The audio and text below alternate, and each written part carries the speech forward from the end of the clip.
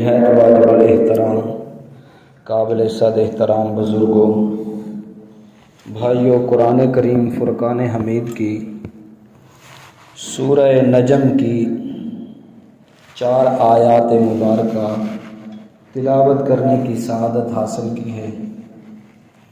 اللہ کریم رؤوف الرحیم کی بارگاہ ذوالجلال میں دعا ہے اللہ تبارک و تعالی ہمیں صحیح معنوں میں قرآن و حدیث پڑھنے، سننے اور ان پر عمل کرنے کی توفیق نصیب فرمائے۔ قرآن کریم کی جو آیات مبارکہ تلاوت کی گئی ہیں ان کا ترجمہ فَكَانَ قَابَ قَوْسَيْنِ أَوْ أَدْنَىٰ، تو اس جلوے اور اس محبوب میں 2 ہاتھ کا فاصلہ رہا۔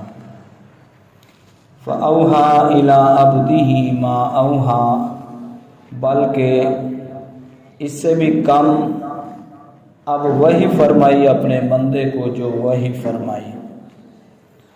مَا كَذَبَ الْفُؤَادُ مَا رَأَىٰ، دل نے جھوٹ نہ کہا جو دیکھا تو کیا تم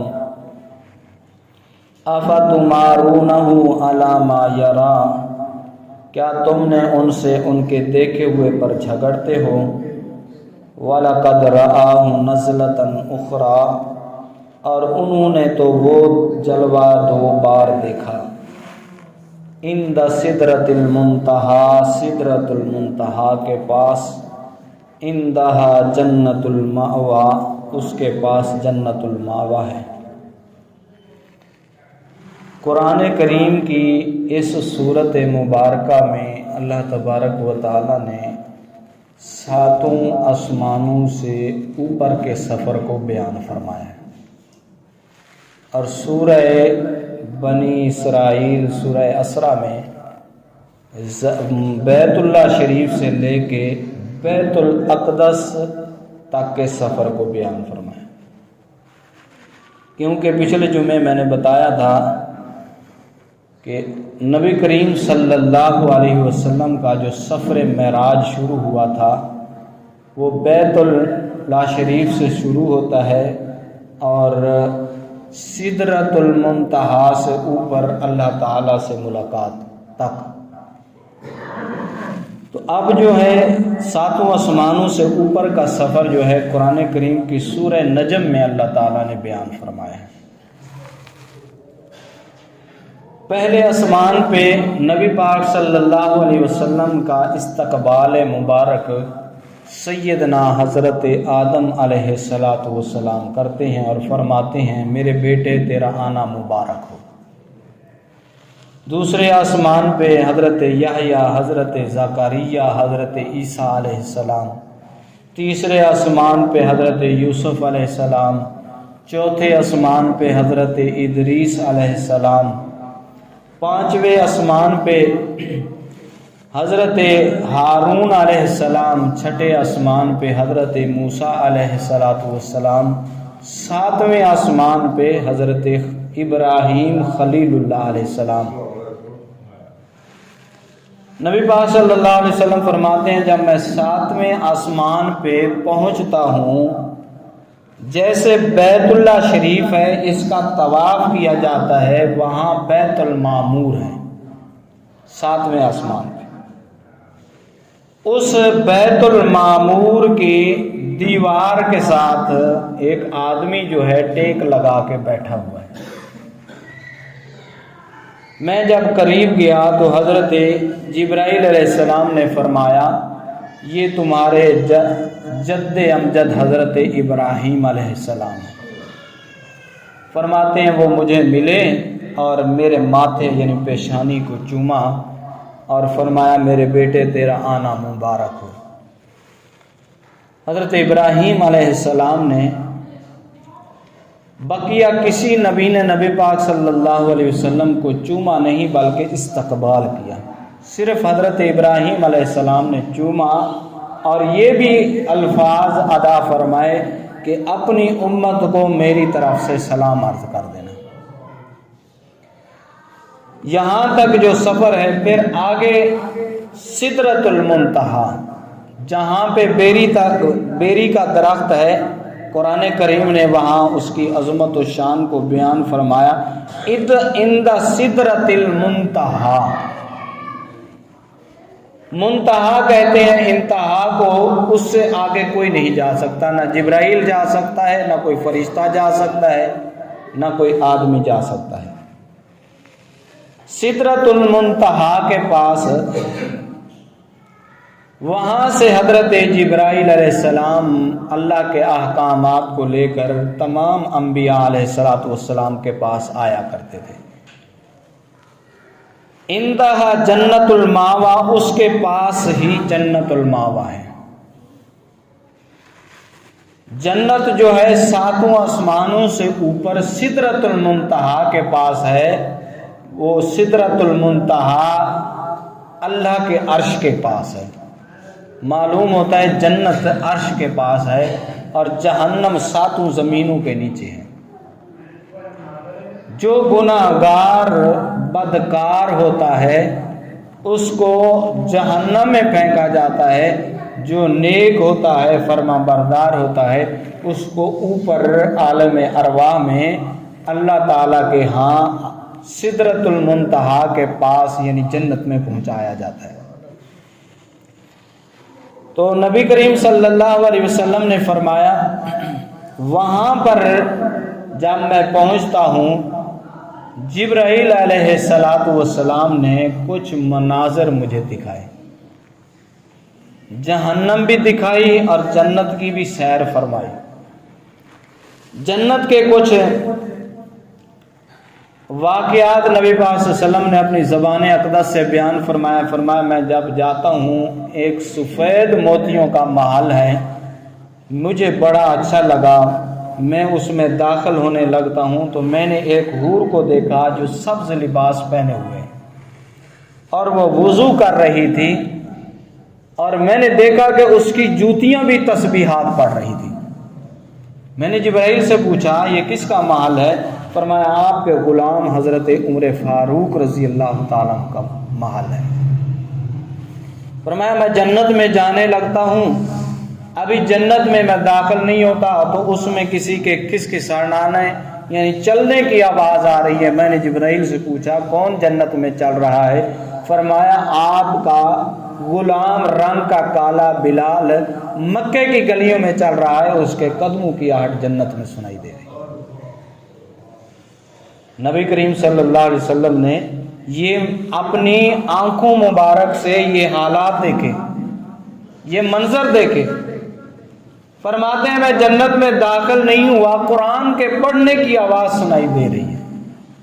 میں نے پوچھا جبرائیل یہ کیا ہے؟ مشکاہ شریف کی حدیث ہے، وہ صحابی رسول تھے، وہ اپنے گھر میں قرآن کریم کی تلاوت کرتے تھے۔ ان کی عظمت و شان کو دیکھیں، وہ گھر میں بیٹھ کے پڑھتے ہیں لیکن ان کے قرآن پڑھنے کی آواز جنت میں سنائی دیتی ہے۔ جبرائیل کیا وجہ ہے؟ فرمایا والدہ کی خدمت اتنی کرتے ہیں، بیوی بھی ہے لیکن بیوی کے ہونے کے باوجود کبھی بھی انہوں نے بیوی کو یہ نہیں کہا کہ میری والدہ کے کپڑے دھو دے، خود دھوتے ہیں، خود ان کو کپڑے پہناتے ہیں، کھانا بناتے ہیں اور کھانے کے روٹی کے ٹکڑے شوربے کے اندر یا سالن میں ڈال کے ٹکڑے کر کے اس کے منہ میں نوالا دیتے ہیں۔ اور اس والدہ کی خدمت کرنے کی برکت یہ ہے کہ وہ گھر میں بیٹھ کے قرآن پڑھتے ہیں، ان کی آواز جنت میں سنائی دیتی ہے۔ یہ نبی پاک صلی اللہ علیہ وسلم نے اپنی آنکھوں سے یہ منظر دیکھا اور اپنے صحابہ کرام کو آ کر بتایا۔ پھر فرمایا میں جہنم کو دیکھتا ہوں۔ جہنم کو سب سے پہلے شخص کو میں نے جو دیکھا تو وہ لیٹا ہوا ہے اور اس کے اوپر بڑا پتھر اس کے سر پہ مارا جاتا ہے، اور بڑا پتھر جب مارتے ہیں تو اس کا سر جو ہے کچل جاتا ہے، کیما کیما ہو جاتا ہے۔ پتھر جو ہے پھسلتے پھسلتے دور جا پڑتا ہے، وہ آدمی اٹھانے جاتا ہے، پتھر کو جب اٹھا کے لاتا ہے پھر اس کا سر جو ہے صحیح سلامت ہو جاتا ہے۔ میں نے جبرائیل سے پوچھا یہ سزا کیوں دی جا رہی ہے؟ فرمایا یہ وہ آدمی ہے آپ کی امت کا جو عشاء کی نماز نہیں پڑھ کے سوتا تھا، جو عشاء کی نماز نہیں پڑھتا تھا اس کو کل قیامت کے دن پتھر کے ساتھ اس کے سر کو کچلا جائے گا۔ نبی پاک صلی اللہ علیہ وسلم نے فرمایا پھر میں نے چند عورتوں اور چند مردوں کو دیکھا کہ ان کے پاؤں یہ باندھے ہوئے ہیں اور سر نیچے لٹکے ہوئے ہیں، اور آگ کا شعلہ جو ہے ان کو سر کی جانب سے ایسے جو ہے جلا رہا ہے۔ میں نے پوچھا جبرائیل یہ کیا ہے؟ فرمایا یا رسول اللہ یہ آپ کی امت کے وہ عورتیں اور مرد ہیں جو روزہ نہیں رکھا کرتے تھے۔ پھر نبی پاک صلی اللہ علیہ وسلم نے فرمایا میں نے دیکھا کچھ لوگوں کے اندر کینچیاں ڈال کے ایسے ان کے ایسے کاٹ کے یہاں کانوں تک لے جایا جاتا۔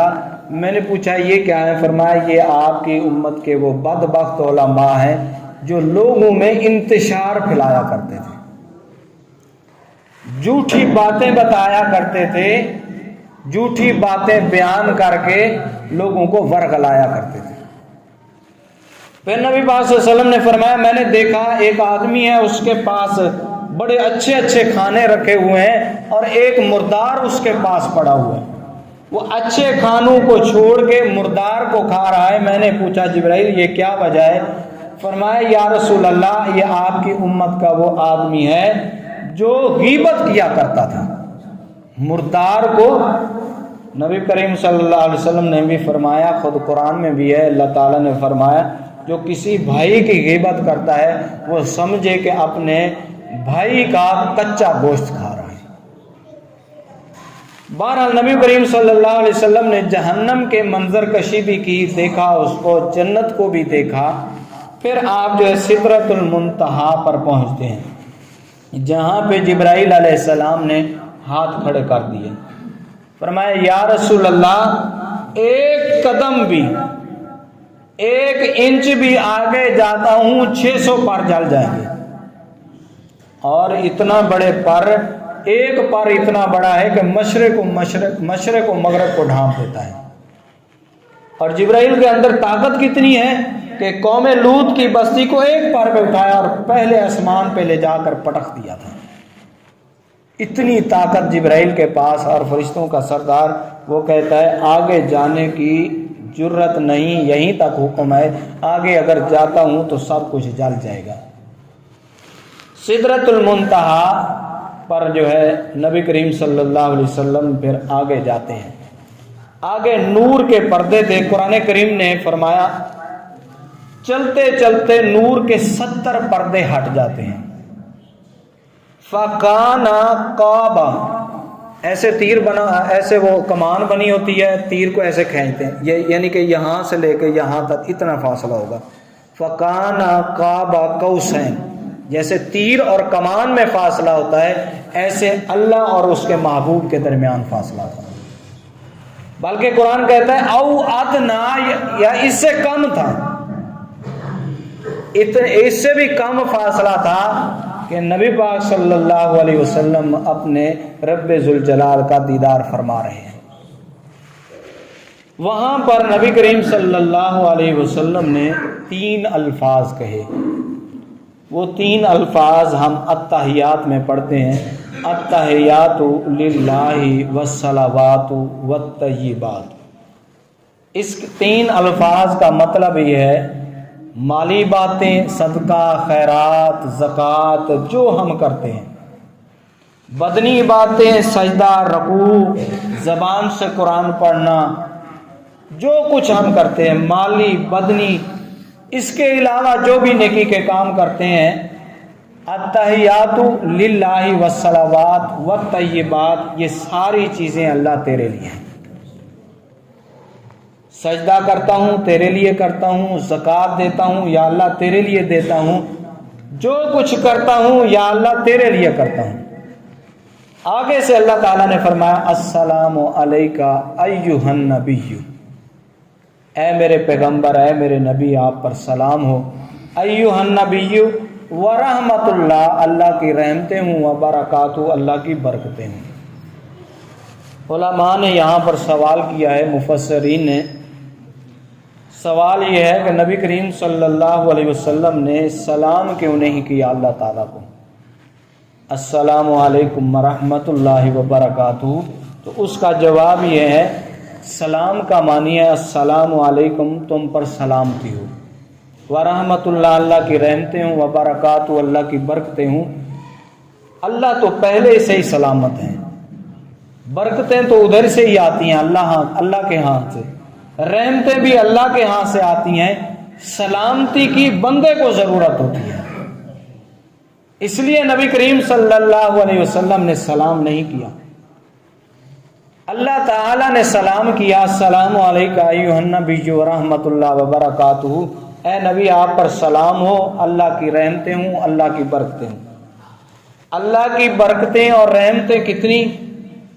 نبی پاک صلی اللہ علیہ وسلم کے صحابی رسول حضرت ابو ہریرہ فرماتے ہیں شدید بھوک کی وجہ سے لیٹا ہوا تھا، بے ہوش ہو چکا تھا، کچھ کھانے کے لیے نہیں تھا، دودھ کا ایک پیالہ نبی پاک صلی اللہ علیہ وسلم کی بارگاہ رسالت میں آتا ہے، آپ نے اپنی شہادت والی انگلی ڈبوئی، 70 صحابہ نے دودھ پی لیا، آخر میں فرمایا ابو ہریرہ تم پیو، میں نے پیا، 3 مرتبہ مجھے یہ رسول اللہ صلی اللہ علیہ وسلم نے فرمایا پیو، میرا پیٹ بھر جاتا ہے، میں کہتا ہوں یا رسول اللہ آگے جو ہے اتنی طاقت نہیں ہے، پیٹ پھول چکا ہے۔ تو فرمایا 70 آدمی کے پینے کے باوجود اس میں سے ایک ذرہ بھی کم نہیں ہوا، اتنی برکتیں۔ تو نبی کریم صلی اللہ علیہ وسلم کو اللہ تعالیٰ نے سلام کیا، السلام علیکم ایھا النبی ورحمۃ اللہ وبرکاتہ، السلام علینا۔ جب یہ سلام کر دیا، نبی کریم صلی اللہ علیہ وسلم نے اللہ تعالیٰ سے فرمایا اللہ تو نے حضرت عیسیٰ علیہ السلام کو یہ معجزہ عطا فرمایا، وہ مردوں کو زندہ کر دیتے تھے، داؤد علیہ السلام کو یہ معجزہ عطا فرمایا، لوہا ان کے سامنے نرم ہو جاتا تھا، موسیٰ کلیم اللہ کو اللہ تو نے اتنے انعام سے نوازا، وہ آپ سے باتیں کیا کرتے تھے، مجھے بھی کوئی انعام عطا فرمایا اللہ تعالیٰ نے محبوب جہاں اللہ کا نام ہوگا اس کے ساتھ محمد رسول اللہ کا نام ہوگا۔ آج بھی یعنی آدم علیہ السلام سے لے کر تا قیامت اللہ کے عرش پہ اگر اذان ہے جہاں اشہد ان لا الہ الا اللہ ہے، وہیں پر اشہد ان محمد الرسول اللہ بھی ہے۔ اقامت میں اگر اللہ کی وحدانیت بیان کی گئی ہے، وہاں محمد رسول اللہ صلی اللہ علیہ وسلم کی شان اور عظمت بیان کی گئی ہے۔ اگر قرآن میں اللہ تعالیٰ نے اپنی توحید کو بیان فرمایا ہے، وہیں پر نبی پاک صلی اللہ علیہ وسلم کی سیرت کو بھی بیان فرمایا، اللہ کے نام کے ساتھ میرے آقا کا نام۔ پھر نبی کریم صلی اللہ علیہ وسلم نے فرمایا اللہ تو نے مجھے سلام کیا ہے، میری امت تو بڑی گناہ گار ہے، اس کا کیا بنے گا؟